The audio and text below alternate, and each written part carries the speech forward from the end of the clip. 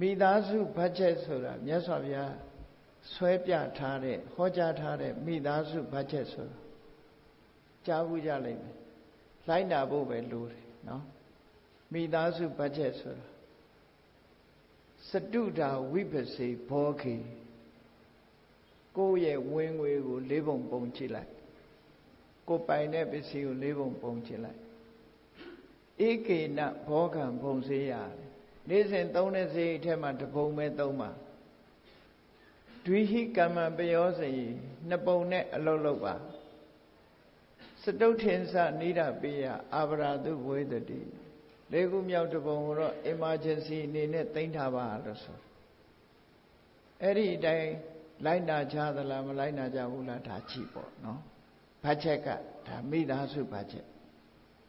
အဲ့ဒါမြတ်စွာဘုရားကသင်္ကာလောဝါဒသုံးမှာဟောတယ်လားနော်အဲ့တိုင်းလိုက်ပဲဆိုရင်ကျွေးလက်တင်စရာအကြောင်းမရှိဘူးဆုပ်ပြပြစရာလည်းမရှိဘူးဒါမြတ်စွာဘုရားရဲ့ဆုံးမတယ်စီးပွားရေးနဲ့ပတ်သက်ပြီးတော့လည်းဒီလိုဆုံးမထားတာတွေအများကြီးပဲပေါ့